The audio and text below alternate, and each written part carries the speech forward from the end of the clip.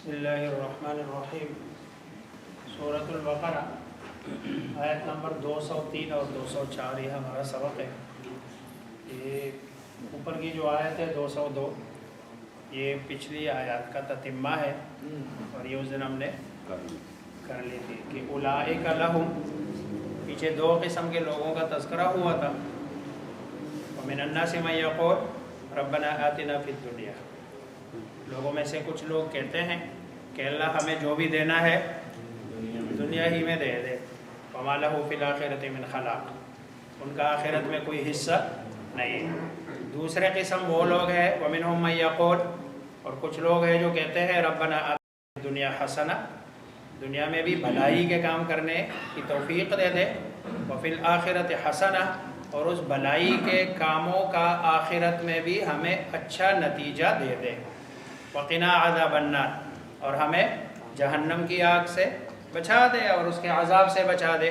اولئک، یہی لوگ ہیں، لہم، ان کے لیے، نصیب، حصہ ہے، مما، اس میں سے، کسبوا، جو انہوں نے کمایا، واللہ سریع الحساب، اور اللہ تبارک و تعالی جلد حساب لینے والے ہیں۔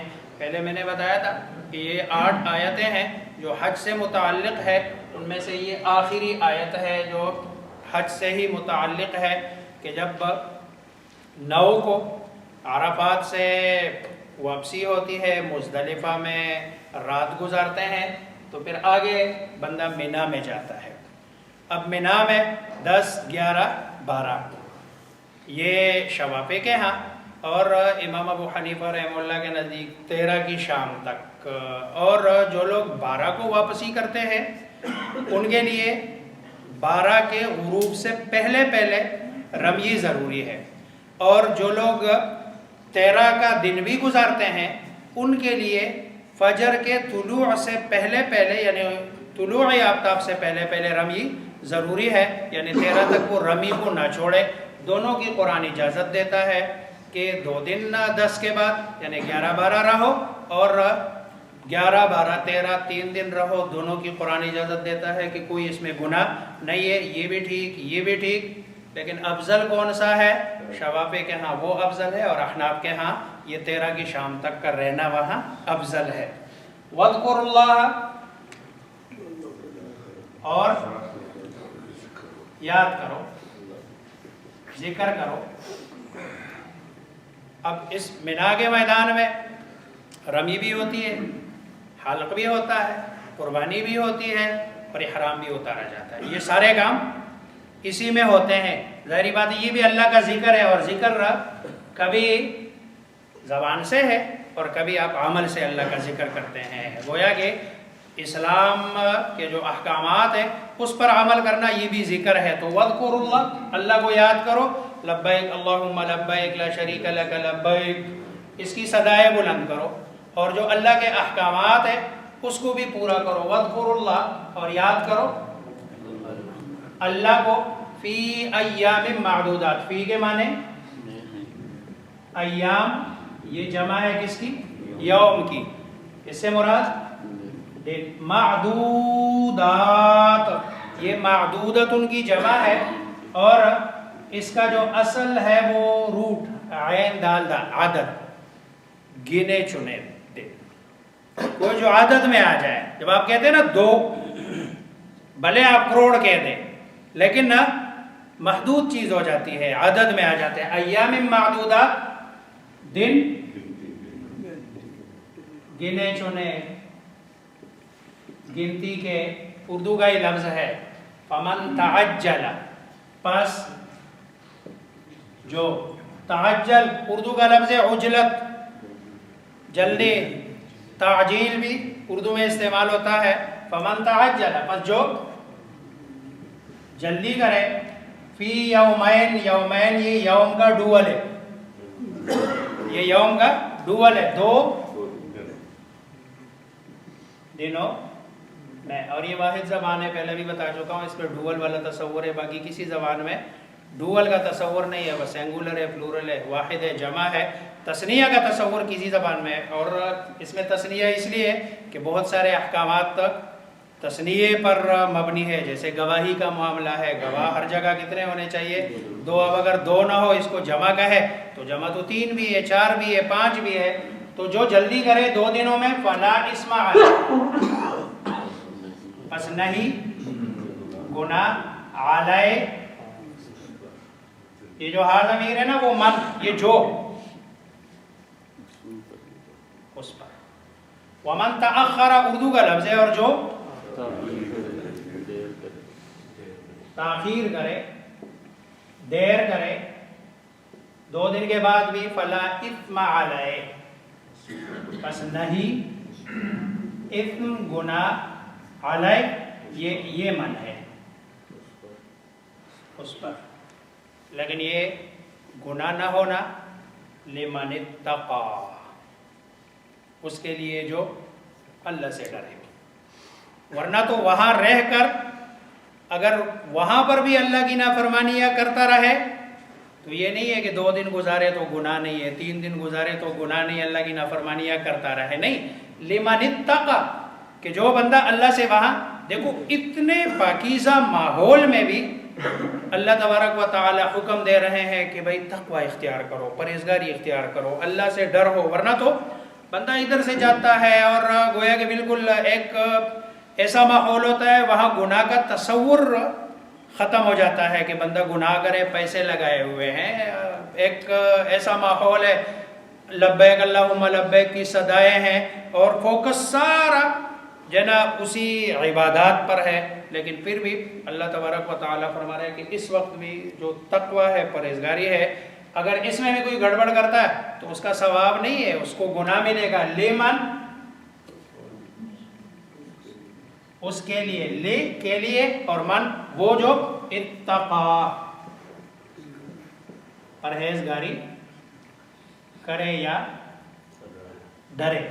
واتقوا اللہ، اس لیے سب کیا کرو، ہر موقع پر، ہر آن، ہر گھڑی ڈرو اللہ سے. وَاعْلَمُوا، اور اعلم، اعلما، اعلموا، جان لو سب، ان بے شک، کم تم، الیہ، الیہ، ہی ضمیر کا مرجع اللہ کی طرف، الیہ اللہ کی طرف.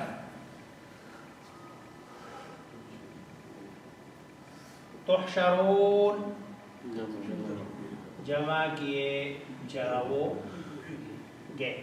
تحشر، حشر، حشر کے معنی ہوتے ہیں جمع کرنا. یہ حشر کو بھی حشر اس لیے کہتے ہیں کہ اس میں تمام انسانیت کو اکٹھا کیا جائے گا، جمع کیا جائے گا. انکم الیہ تحشرون، تا تم، اور ہے بھی پیسیو، ایکٹیو نہیں ہے، یعنی جمع کرنے والا وہ معلوم ہے کہ کون جمع کرے گا، لیکن تمہیں جمع کیا جائے گا. تو اب دیکھو کس موقع پہ کہا جا رہا ہے. دیکھو دنیا جہاں کے لوگ، بندے کا ذہن ہے یہ دنیا ساری کو کیسے اللہ اکٹھا کریں گے. دنیا میں اللہ نے دکھا دیا حج کے موقع پر کہ کیسے اکٹھا کیا سارے لوگوں کو.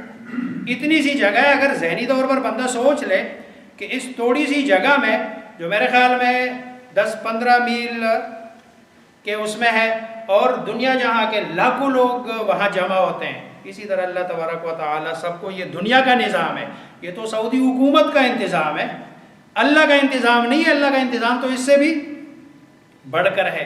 جب اللہ کا انتظام ہوگا تو ساری دنیا کو ایک ہی جگہ اکٹھا کرنا یہ اللہ کے لیے کوئی مشکل نہیں ہے. یہ بات ہو گئی ختم. آگے پھر اگلا مضمون شروع ہو رہا ہے. یہ ایک آدمی ہے، اخنس ابن شریق اس کا نام ہے، قبیلہ بنو ثقیف کا سے اس کا تعلق ہے. یہ رسول اللہ صلی اللہ علیہ وسلم کے پاس آتا تھا. پیچھے 2 قسم کے لوگوں کا ذکر ہوا، کافروں کا بھی ہوا، وَمِنَ النَّاسِ مَن يَقُولُ رَبَّنَا آتِنَا فِي الدُّنْيَا، بس ہمیں جو بھی دے دے دنیا میں دے دے. ایمان والوں کا بھی ہوا، وَمِنَ النَّاسِ مَن يَقُولُ رَبَّنَا آتِنَا فِي الدُّنْيَا حَسَنَةً وَفِي الْآخِرَةِ حَسَنَةً. اب ایک کیٹیگری بیچ میں ہے، اور وہ کیا ہے؟ منافق. یہ بھی منافقین کا تذکرہ ہو رہا ہے. یہ منافق ہے. رسول اللہ صلی اللہ علیہ وسلم کے پاس آ کر باتیں اتنی پیاری پیاری کرتا تھا، جناب شکل کے اعتبار سے بھی بڑا خوبصورت تھا، لمبا تڑنگا، بات کرنے کا اس کو طریقہ بھی آتا تھا. رسول اللہ صلی اللہ علیہ وسلم کو اس کی باتیں بھلی لگتی تھی، اور ظاہری طور پر تو تھا ہی اچھا، لیکن اندر کیا تھا، اس کے اندر کا ایمان، اس کیفیت کے لیے وہ رسول اللہ صلی اللہ علیہ وسلم کے بعد جھوٹی قسمیں اٹھاتا تھا کہ خدا کی قسم میں تو پکا مومن ہوں، پکا مسلمان ہوں، مجھ سے بڑھ کر کوئی ایمان والا نہیں ہے۔ اللہ تبارک و تعالیٰ فرما رہے ہیں کہ نہیں، یہ جو بندہ آپ کے پاس آ کے قسمیں اٹھاتا ہے کہ میں مومن ہوں، اور آپ کے پاس آ کے یہ باتیں کرتا ہے اور آپ کو اس کی باتیں اور اس کی تقریر اچھی لگتی ہے، یہ تمہارا دوست نہیں ہے، یہ دشمن ہے، اور یہ جناب سخت کافر ہے، اور یہ مسلمان نہیں ہے۔ یہ اللہ تبارک و تعالیٰ بتا رہے ہیں کس کو؟ سرکار دو عالم محمد مصطفیٰ صلی اللہ علیہ وسلم۔ ایک آدمی کو رسول اللہ صلی اللہ علیہ وسلم سمجھ رہے ہیں اچھا، اور حقیقت میں وہ بندہ اچھا نہیں ہے، اور یہ خبر کون دے رہے؟ اللہ تبارک و تعالی۔ وَمِنَ النَّاسِ، اور لوگوں میں سے، من جو یعجبو بھلی لگتی ہے، قولہ باتیں اس کی، کا آپ کو، یعجب بھلی لگتی یعنی تعجب میں ڈالتی ہے، قولہ باتیں اس کی، کا کس کو؟ آپ کو، یعجب کا تمہیں، قولہ باتیں، ہو یہ جو بندہ ہے فی الحیات الدنیا، دنیاوی زندگی میں، وہ عربی میں یوں ہو جاتا ہے، اردو میں یوں ہو جاتا ہے، وَيُشْهِدُ اللَّهُ، اور وہ یشہد، وہ گواہ بناتا ہے۔ پہلے بتایا ایک ہے گواہ بننا، تو یا ہوگا، پھر یشہد ہوگا گواہی دینا، لیکن جب یوں ہو تو اس کا مطلب ہے گواہ بنانا، وہ گواہ بناتا ہے کس کو؟ اللہ کو گواہ بنانے کا مطلب کیا ہے؟ وہ کہتا ہے کہ خدا کی قسم اللہ کو پتا ہے کہ میں مومن ہوں، گویا کہ اللہ کو گواہ بناتا ہے، اعلیٰ پر، ما جو، فی قلبہ اس کے دل میں ہے، علی ما فی قلبہ جو، فی میں، قلبہ اس کے دل میں، یہ بھی ادھر یہ من ہے، علی ما فی قلبہ کہ جو اس کے دل میں ہے، وہو، اور وہ الد سخت، خصام جھگڑالو، دشمن ہے، وہ سخت جھگڑالو ہے، خصام، خصم کے اصل میں جو مد مقابل کو کہتے ہیں، خصم عربی میں کہتے ہیں مد مقابل کو، جو آپ کے مد مقابل ہے۔ اب ظاہری بات ہے ایک ایمان والے کا اور وہ بھی جو پیغمبر، اس کا مد مقابل کون ہوگا؟ اس کے مقابلے میں کافر ہی ہوگا، وہو الد الخصام، حالانکہ یہ آپ کا سخت مد مقابل ہے، آپ کا سخت یہ کیا ہے؟ جھگڑالو ہے، لیکن یہ آپ کے سامنے قسمیں اٹھاتا ہے۔ اگلی آیت ہے وَإِذَا تَوَلَّى سَعَى فِي الْأَرْضِ، آگے اللہ تبارک و تعالیٰ بتا رہا ہے کہ یہ ہے اصل میں کیا، کہ بعد میں یہ زمین میں فساد پھیلانے والا بندہ ہے، لیکن آپ کے سامنے یہ قسمیں اٹھاتا ہے۔ اس کا نتیجہ یہ نکلتا ہے کہ غیب کا جو علم ہے وہ صرف کس کو ہے؟ اللہ تبارک و تعالیٰ کو ہے، کہ اللہ جانتا ہے کہ دل میں کسی آدمی کے کیا ہے اور حقیقت کسی آدمی کی کیا ہے۔ اس لیے دنیا میں بھی اگر کسی آدمی کو ظاہری جو ہے ہم مکلف ہے اس کے، اگر اللہ نے نہیں بتایا ہمیں براہ راست، تو ظاہری بات ہے جو ظاہر کر رہے ہیں ہم اسی کے مکلف ہے۔ دل کی بنیاد پر ہم کسی کو، اگر کوئی بندہ کہتا ہے لا الہ الا اللہ محمد الرسول اللہ، اور وحی کے ذریعے سے یا کسی اور طریقے سے اس کے بارے میں نہیں بتایا گیا کہ بھائی یہ مومن نہیں ہے، مسلمان نہیں ہے، تو میرے اور آپ کے لیے ہے کہ اس کو مومن ہی سمجھے، جیسے کہ رسول اللہ صلی اللہ علیہ وسلم اس کو سمجھ رہے تھے، لیکن چونکہ رسول اللہ صلی اللہ علیہ وسلم کے پاس تو ایک راستہ تھا وحی کا، اللہ نے بتا دیا کہ بھائی یہ مومن نہیں ہے، اس لیے آپ صلی اللہ علیہ وسلم نے اس کے بعد تک اس کو مومن سمجھنا چھوڑ دیا اور اسی کو منافق کنسیڈر کیا۔ لیکن میرے اور آپ کے لیے چونکہ وحی کا کوئی راستہ نہیں ہے، ہاں اگر ہم ظاہر میں کسی بندے کو دیکھتے ہیں کہ جو دین کا دشمنی کر رہا ہے دین کے ساتھ اور دین کو نقصان دے رہا ہے، تو پھر ایسی صورت میں ہم کہہ سکتے ہیں کہ بھئی یہ دین کا دشمن ہے، لیکن اگر ظاہری طور پر وہ کوئی نقصان نہیں دے رہا اور بالکل ٹھیک ٹھاک ہے، لا الہ الا اللہ محمد الرسول اللہ، صرف اس بنیاد پہ کہ وہ میرے مسلک کا نہیں ہے، اس کو کافر قرار دینا صرف اس بنیاد پہ کہ وہ جو میں کہہ رہا ہوں مسئلہ وہ نہیں بتا رہا ہے، اس بنیاد پہ اس کو کافر ڈکلیئر کرنا، ایمان سے نکالنا اور اسلام سے نکالنا، یہ درست طریقہ نہیں ہے۔ اور اسی کی وجہ سے اس وقت معاشرے میں بہت سارے مسائل ہیں۔ اللہ مجھے آپ سب کو سمجھنے عمل کرنے کی توفیق عطا فرمائے۔